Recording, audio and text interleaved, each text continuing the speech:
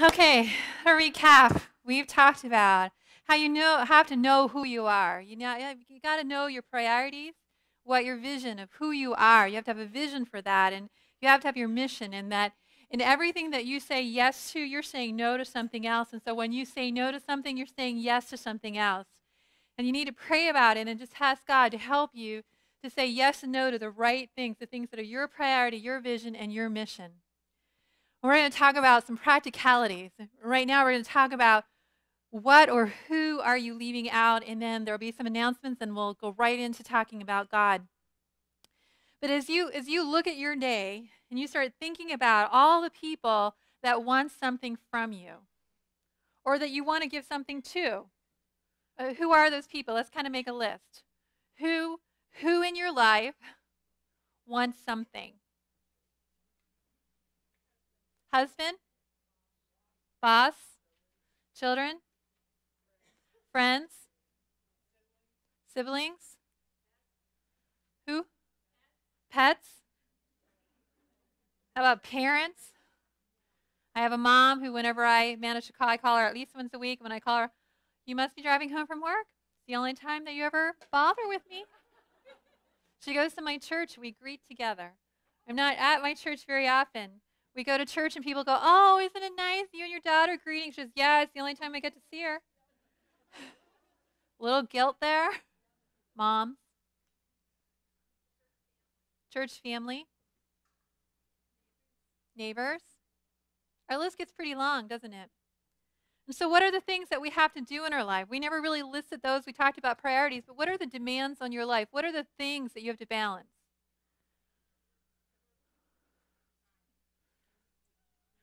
Jobs, housekeeping, laundry, meals, doctors and dentist appointments. We were talking about that a little bit at lunch too. Which doctor do you enjoy going to the least? I'm not asking you that question. I'm just telling you what we talked about at lunch. Eye candy and dentist.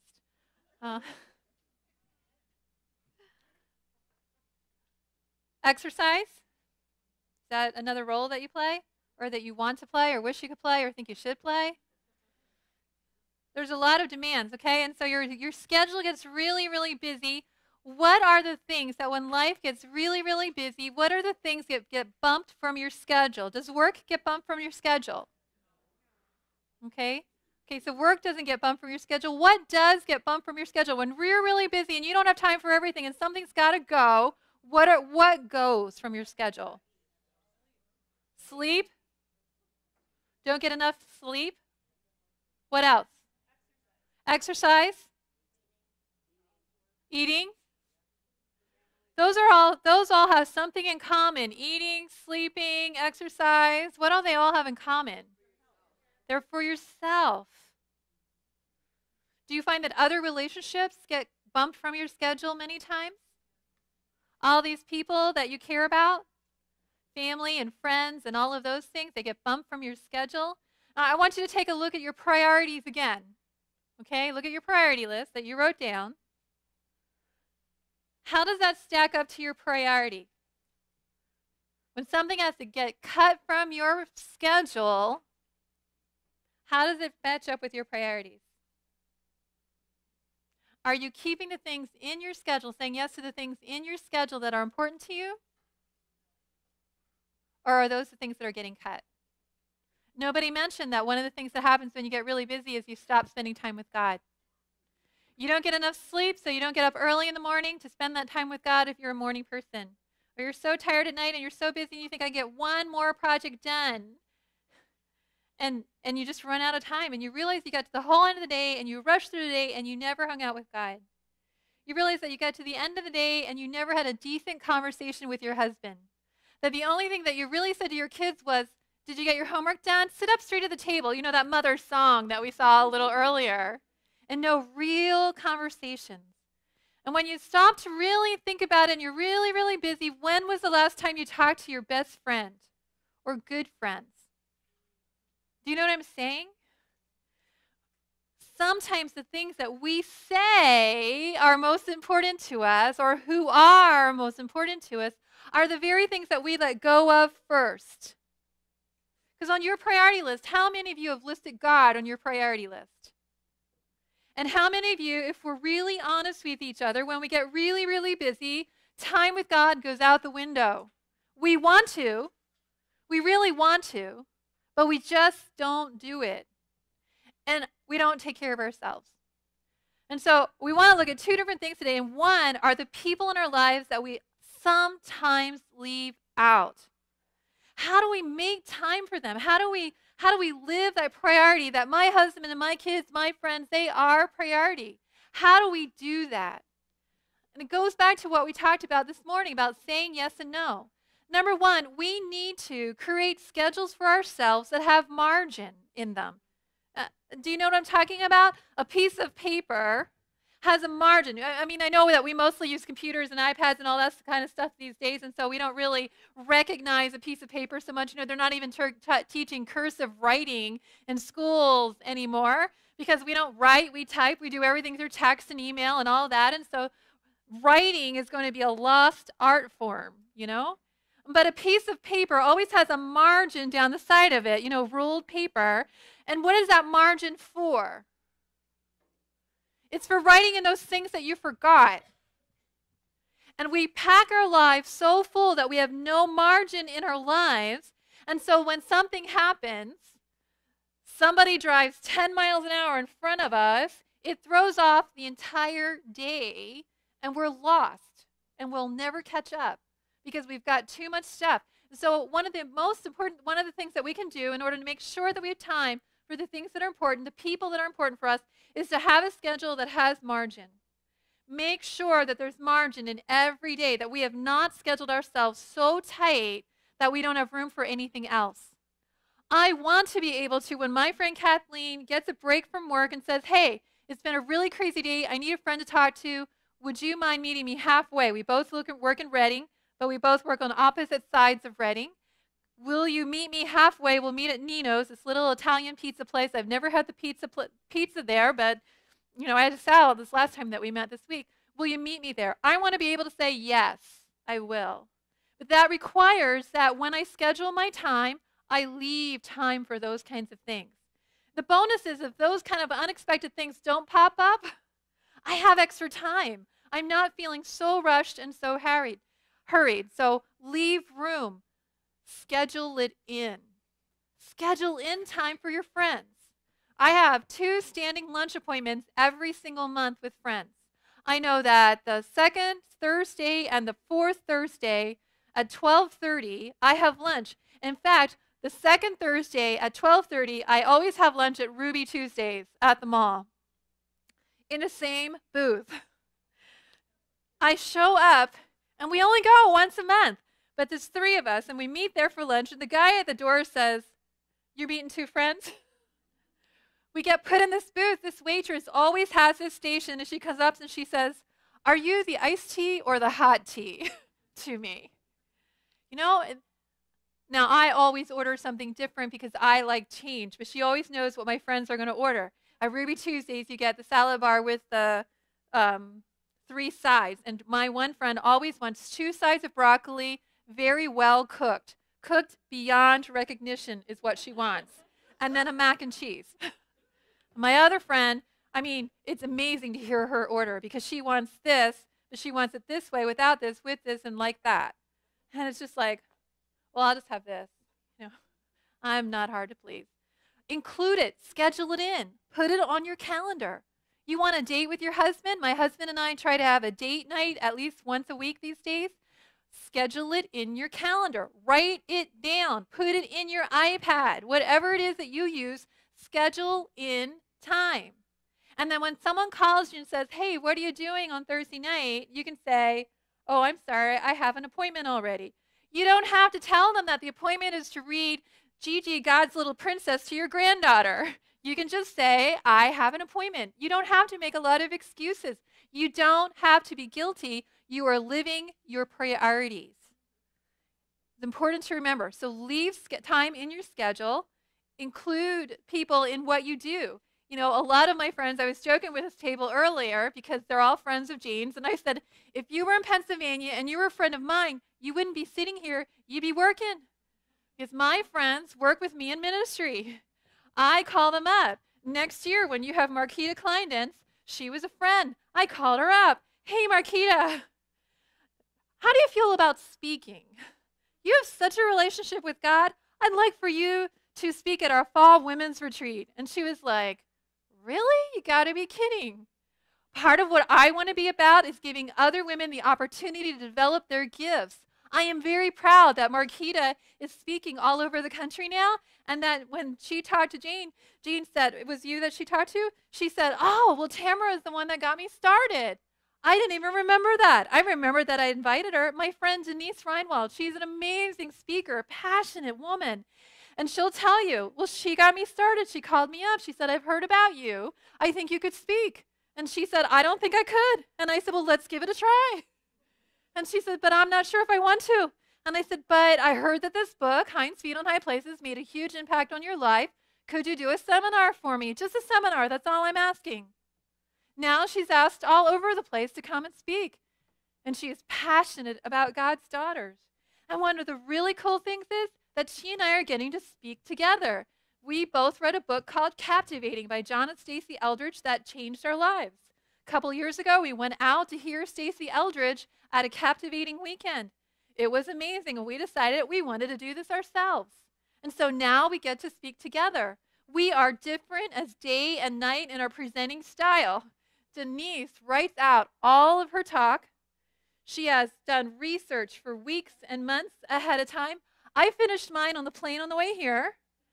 And it's just, you can tell that I'm not reading anything. I'm just going back and looking, okay, what was the next point? Oh, yeah, that's right. I wanted to say something about that because that's my style. 2 years ago at Women's Retreat, I got this bright idea that Denise and I would do this drama. We would be Mary and Martha. I, of course, was Martha. That's who I relate to the most. And I would love to tell you my story of Martha, but I don't have time because Martha was an incredibly godly woman. She wasn't this person who'd forgot about God, and I'd love to defend her, but I don't have time, so you'll have to ask me later. But we were going to be Mary and Martha. And Denise kept saying, well, when are we going to practice? And I kept saying, what do you mean practice? How do you practice bring Mary and Martha? You just know everything about Mary. I'll know everything about Martha, and God will take care of it. And Denise was scared to death because she didn't know how to do it, because she didn't know what I was going to say. I was scared to death because I'd never dressed up like anything before. And so I'm walking to the meeting room, and I'm going, I'm all dressed up. And I go, one of my friends walked with me, and I said, remind me that I'm never doing this again. Don't ever say the word never in front of God.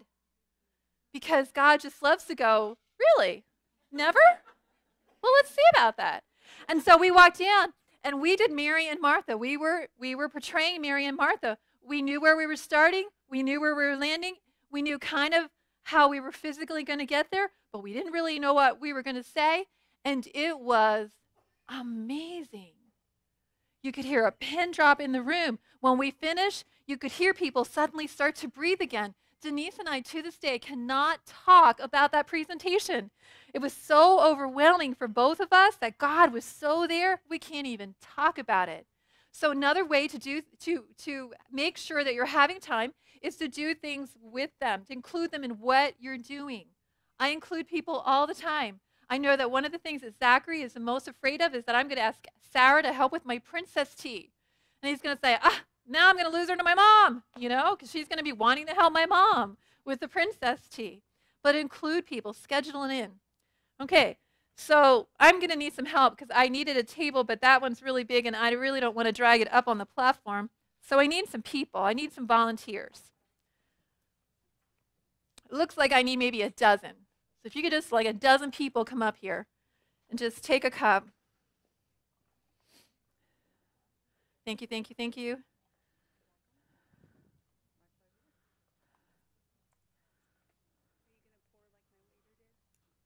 Huh? Well, I don't know how your waiter poured. All right, I need 4 more people. Real quick. Come on, just be brave. I'm really not asking anything of you except for you to stand here and hold a cup. Really. Okay, I'm going to need one more after they are. How many people have cups down here? Okay, you guys need cups.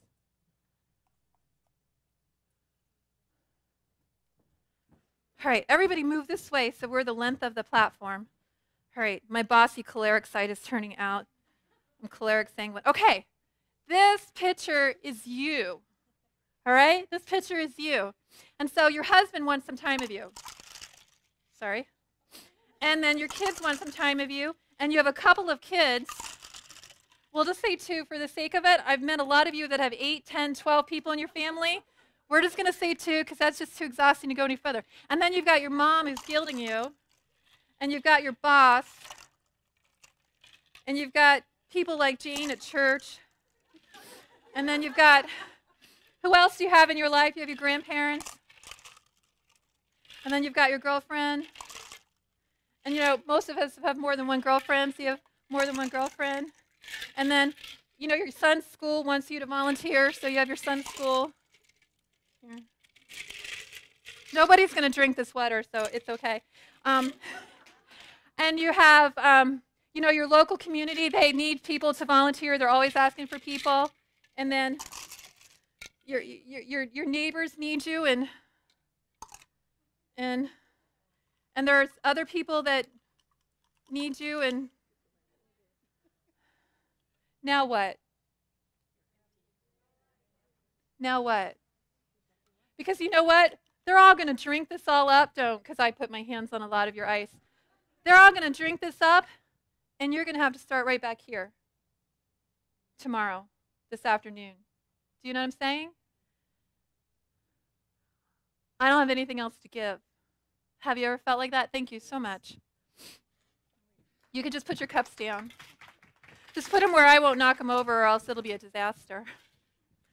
What about you? How many of you, when you schedule in time, did you just give me a signal? Okay, good. She's my timekeeper, so she lets me know when I need to wrap it up. How many of you make sure that you take time to refill your pitcher? How many of you schedule in time for yourself? Yeah. Majority of us not. Some of us, yes. Some of us don't even know what it takes. I mean, what does it mean to schedule in time for myself? What does that look like to have time for me? Isn't that a selfish thing? Isn't it a selfish thing to have time for me? Absolutely not, because you don't have anything else to give. Because you pour yourself out over and over again, and if you don't take time to refill yourself, you will have nothing to give. There's a lot of shirts, and I think they must come from Tennessee because they don't have good language on them. They say, if mama ain't happy, ain't nobody happy. You give to so many people and so much, just so much. God created woman in his image. He created man in his image. When he created man in his image, he took the part of himself that was fierce and strong and needed to protect and provide. That's why when you go to your husband with a problem, he wants to fix it. Yeah? Because that's how God created him to. God created them to fix things and protect things and provide things. And so they're just doing exactly what God created them to do. And so instead, you like to take your problems to a girlfriend. Why? Because she listens. Because when God created women, he created us in his image, the part of him that encourages and cares and nurtures and brings beauty to things. I mean, isn't it beautiful, the stuff that they did here? And I know that men helped build this, but it was a woman's vision that put it there.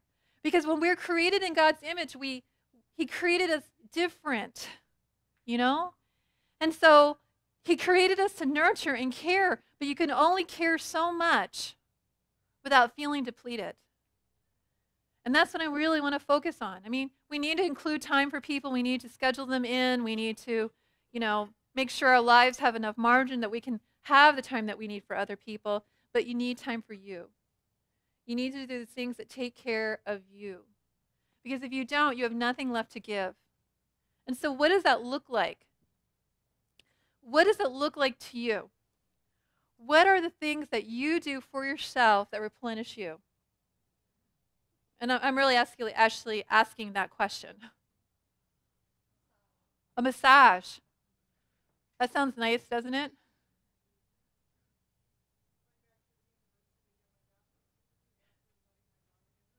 Okay, going back to school.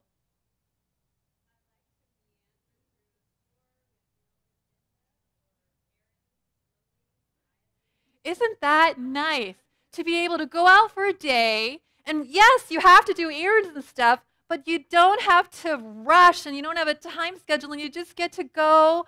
I mean, I don't mind doing errands when the other day, I told my husband it was his birthday and I said, I'm going shopping and you can't go with me because it's your birthday. And you know what? I didn't buy him anything when I went shopping. I ordered his present when I got home online, and I got him a 10-punch pass to the climbing gym because he needs time for himself, and he's not taking it. And so I'm going to force it on him because he's not going to waste that money, especially when he sees the bill.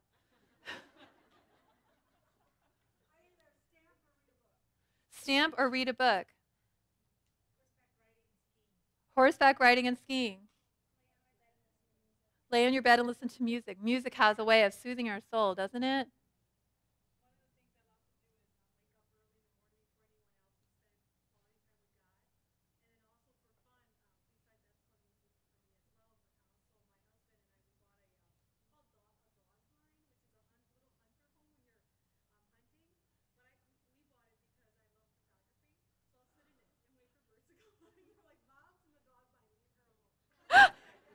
That's her time. That's mom's time. She's taking pictures. She just leave.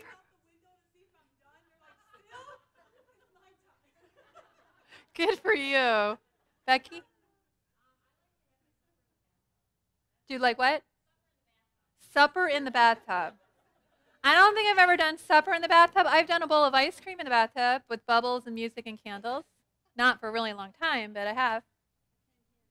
You came here. You took the time to take care of yourself by coming here. Another hand I saw. Here.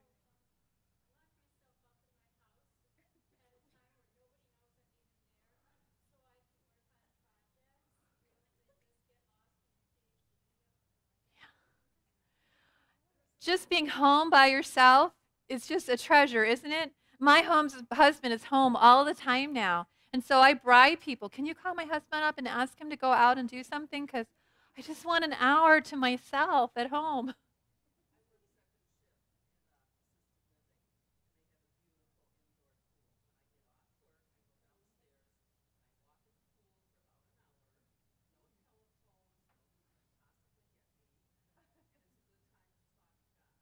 Yep. And so do you see a theme running through here? I mean, we can do errands, we can do projects. It's having that time that we get to decide that it's quiet, that no interruptions. How hard is it for you to turn off your phone? To not check? Not check Facebook? I mean, come on, really. How many of you have smartphones right now? How many of you can get your email and your Facebook and your Twitter and Pinterest and all those things right on your phone? Yeah. My mom says, I just want a phone that is just a phone. I don't want it to do anything else.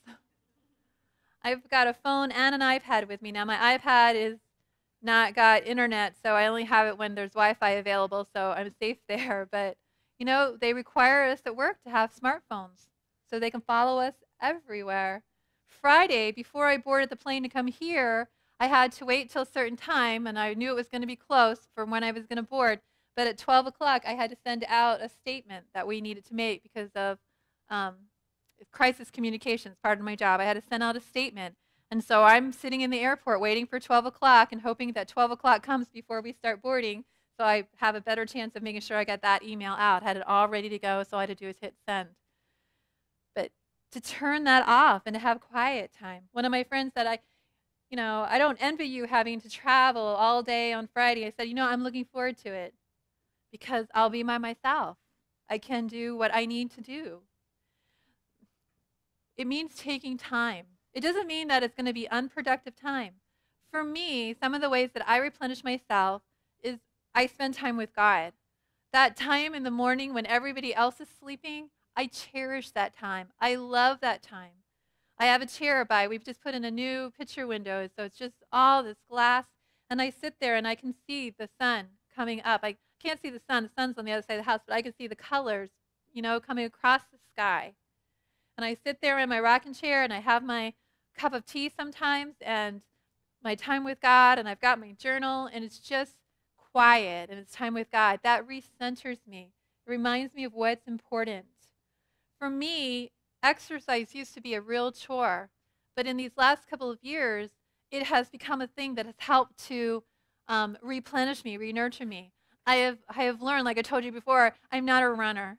And so there's no point trying to do exercise that I don't like, because that's just a chore, and I'm not going to be consistent with it. And so for me, I love weights.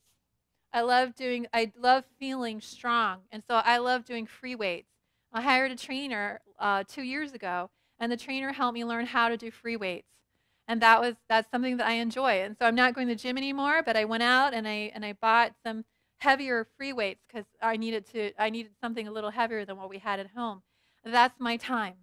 I actually do it while I'm watching the news and just lift my weights and do a whole bunch of crunches, trying to not be old and not look old. And one of the things that I do on a monthly basis, or attempt to do, and I schedule it into my schedule, is I take a one-day spiritual retreat where I go away, just me. I go to this place called Longwood Gardens. It's about 45 minutes from my home, and it's an old estate. It's a DuPont estate. Mr. DuPont lived there, and he was really into gardens, and he built this huge conservatory and all these gardens all over the place. And even in winter, it's a beautiful place to go. Right now is the orchid extravaganza. And so there are just thousands and thousands of orchids, all different types of orchids throughout the entire conservatory. And there's running water, and there's places to sit. I take my iPad. My iPad has my Bible and whatever books I'm reading. It also has my iTunes list. I have a playlist that I use just for my time with God of worship and praise songs that remind me of what he thinks about me and what he's called me to. And I just pop in the earphones, and I walk around with it stuck in a bag or something, and I listen to that music, and I talk to God, and I invite God to talk to me. And I have to tell you that one day a month is incredibly important to me. I look forward to it. There are weeks that I only get through the week because I know that the retreat is coming. And so I take that one-day retreat because it replenishes me. I don't feel guilty about it. I know that it's what I need to do to take care of me, because I know that I cannot keep giving if I don't. I love to read. I love to get lost in a book. I love time with my friends or time with my guys. When Joshua was home for Christmas, after everybody seemed to be getting time with Joshua, and I had to keep sharing him and sharing him and sharing him, I just wanted time with him by myself. And so I had to run to Target to do some errands. And I said, Josh, you want to go with me? He goes, sure, Mom, I'll go with you. We got in the car, and he says, I know you wanted time with me by myself. And so I decided to come with you. Excuse me. And get my water. And we just went to Target, and they had a Starbucks in Target. And thank you. And we sat down. We got a couple cups of tea and just sat down and talked.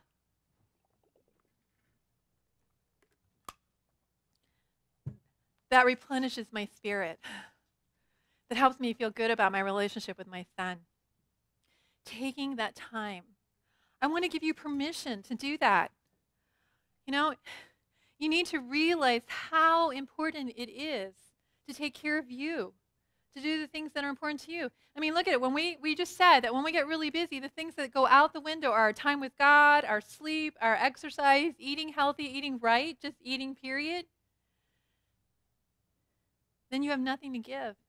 And you start resenting people demanding things from you. Am I right? You start resenting that they're asking you to do so much stuff.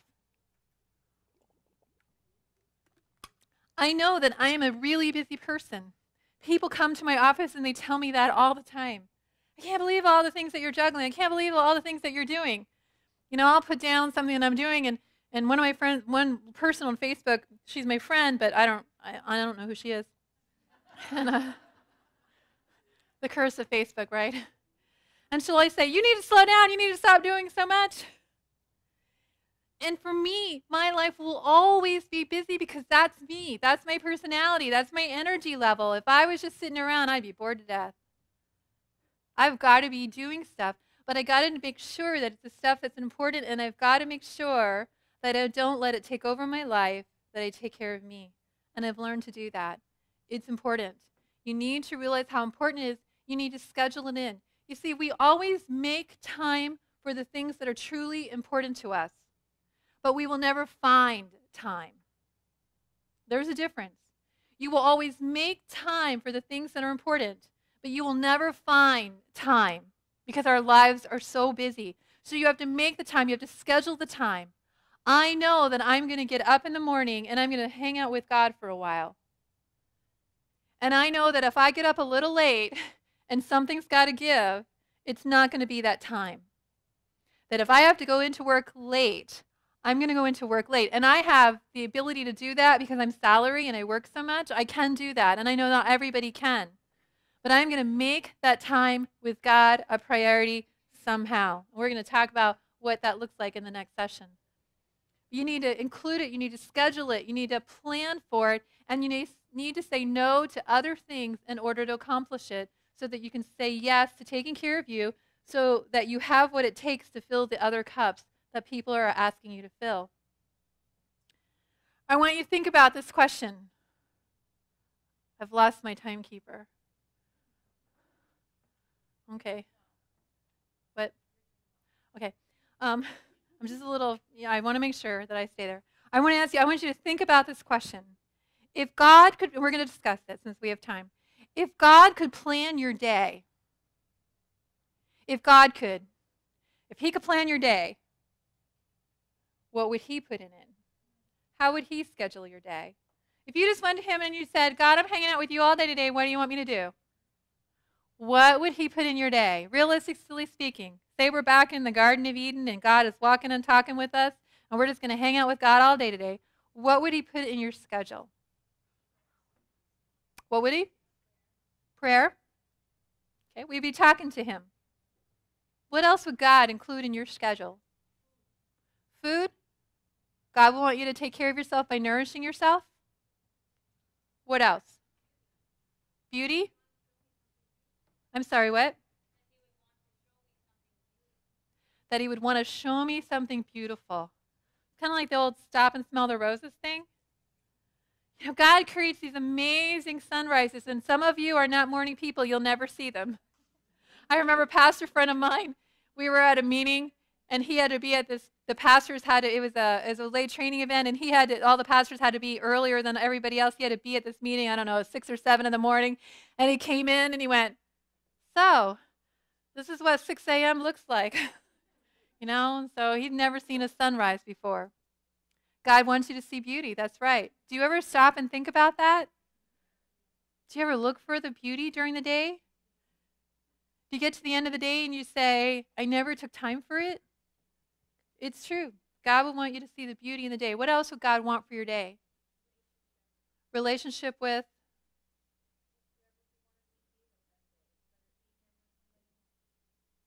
Now remember, He's got 24 hours. So it's not going to be like God's just going to go, okay, sit right here all day long. I mean, there are days that's what He's going to want you to do. But on a normal given day, yeah, He's going to want you to be with the people that He's put in your life. What else will God want for you? I'm sorry, what? Sleep. So basically, I'm hearing you're saying that God would want you to take care of yourself. That if He planned your schedule, He'd put in sleep and time and food and beauty. What else would God put in your schedule? Yeah. I believe that God wants us to work. I believe that God wants us to serve. I don't think our jobs are evil. You know what I'm saying? I think it's part of God's plan. He has created you and gifted you and given you passions and talents. He doesn't want you to sit around doing nothing. He wants you to be doing stuff. So He's given you jobs. He's given you ministries. He's given you opportunities. He's given you neighbors. He's given you people.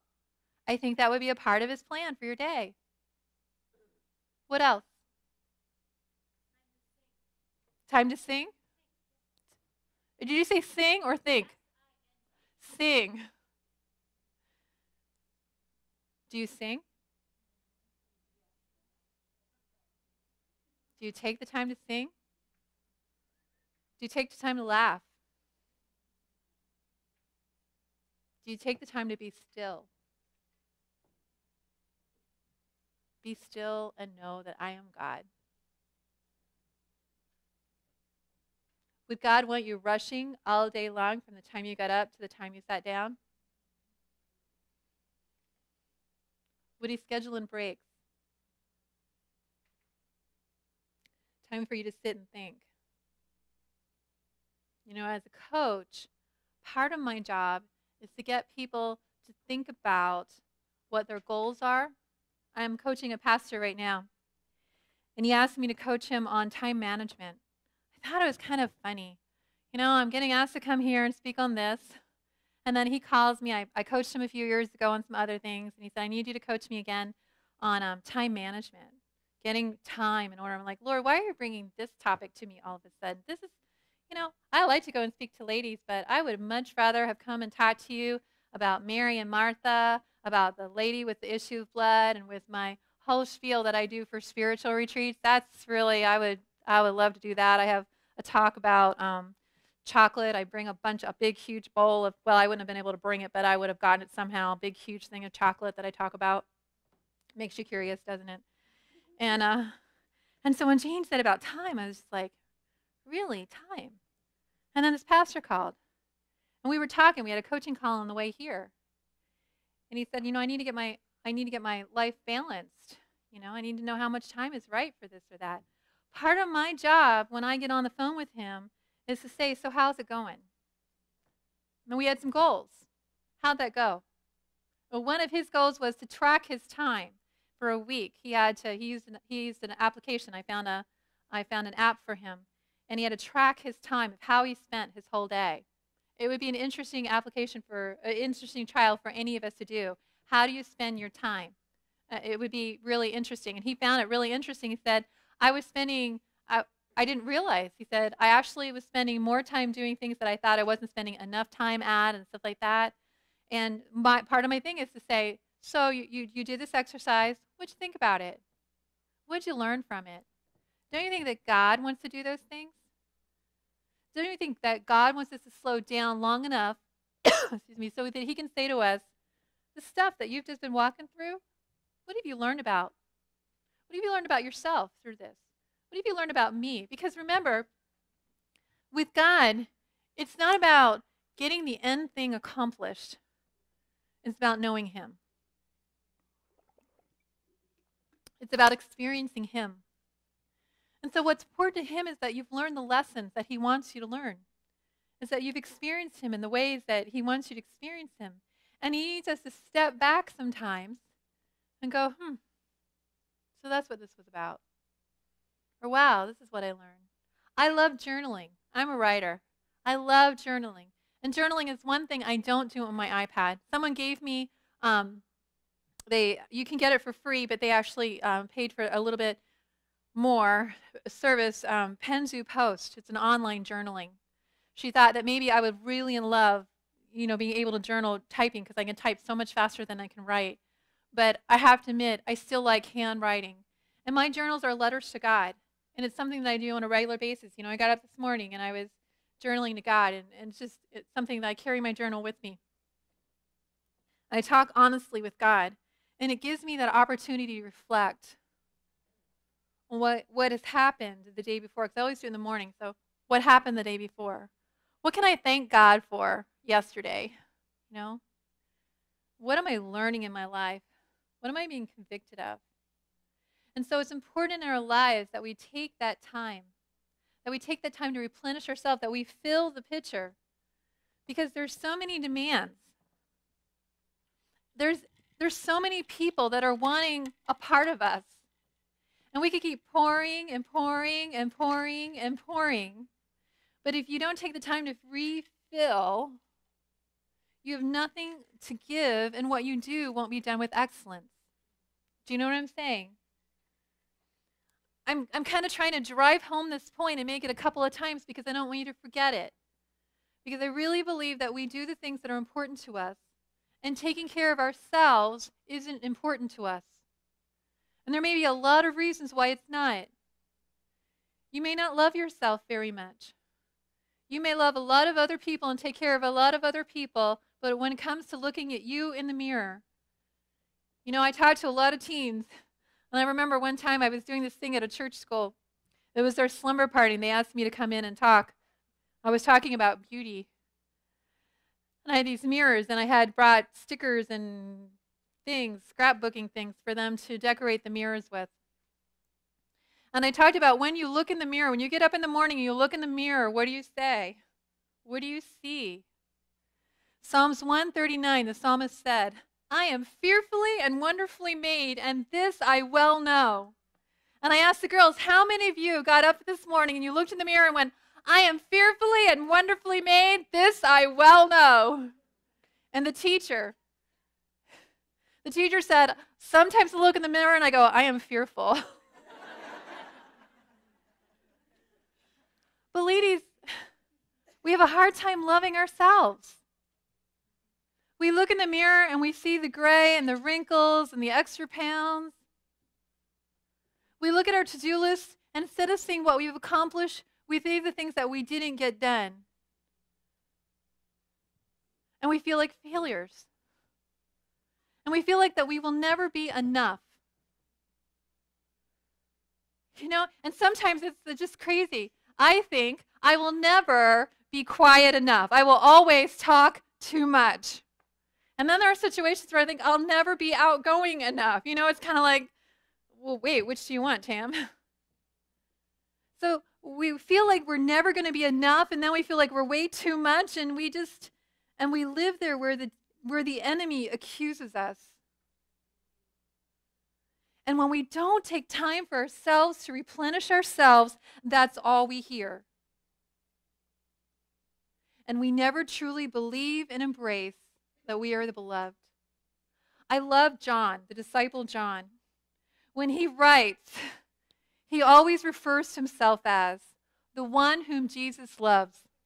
He refers to Peter and Paul as God's apostles and servants, and people refer to themselves as those things. But when John writes about himself, he says, I am the one God loved. I am the disciple whom Jesus loved, is how he puts it.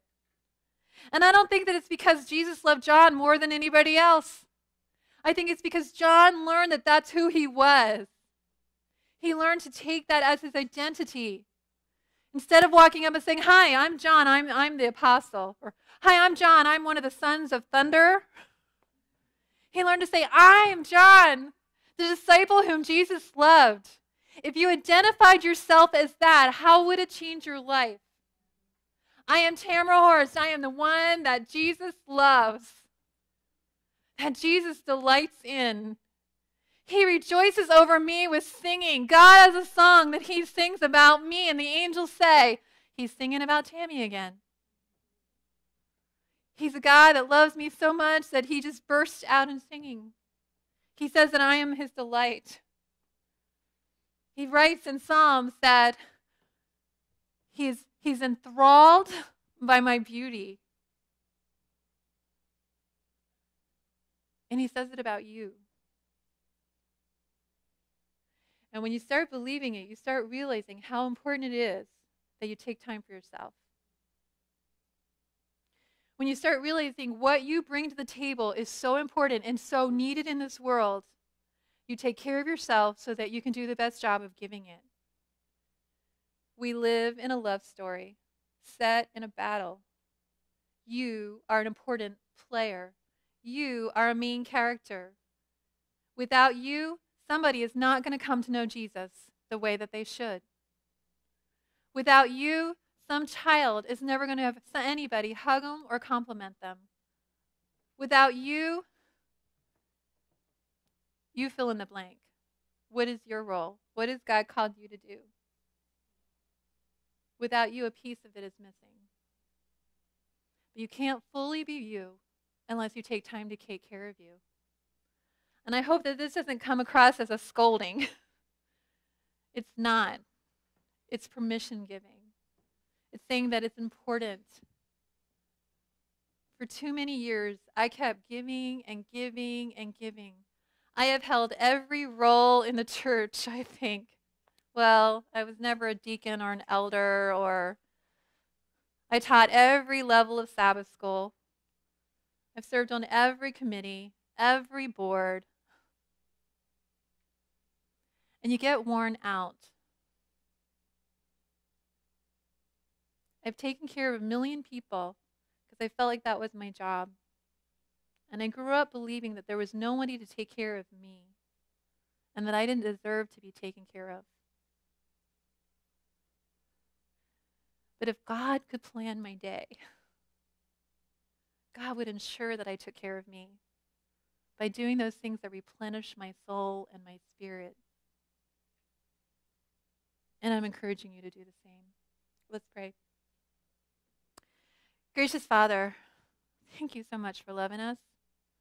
Thank you so much that your love is so real and so personal that you sing about us, that you delight in us, that when nobody else seems to see beauty, you're enthralled by it, that you delight in us, that you bring us into the banqueting room with a banner saying, "This is my beloved." Father, I pray that you would give us the courage to even believe that that's possible. For some of us, that's all the further we're going to get today. It's just to believe that it might be possible that you love us that much. Yeah, you love them that much, but I don't know about me. Just give us the courage to believe that it might be possible, and then take it a step further and keep walking us until we totally believe that you love us and that you desire big things for us. And the big things aren't exhausting. It's not pouring and pouring and pouring until we have nothing left to give. It's giving from what you've given us, pouring out what you've poured in. It's comforting other people with the comfort that you've comforted us with. It's blessing people with the blessings that you have given. I pray, Lord, that you would help us to live our lives in such a way that we have time for the people that you've put in our lives and that we take the time to take care of ourselves. Father, you love your daughters, and you don't want anybody to neglect or hurt them, not even us. So help us to take care of the daughter that you've created us to be. In Jesus' name, amen.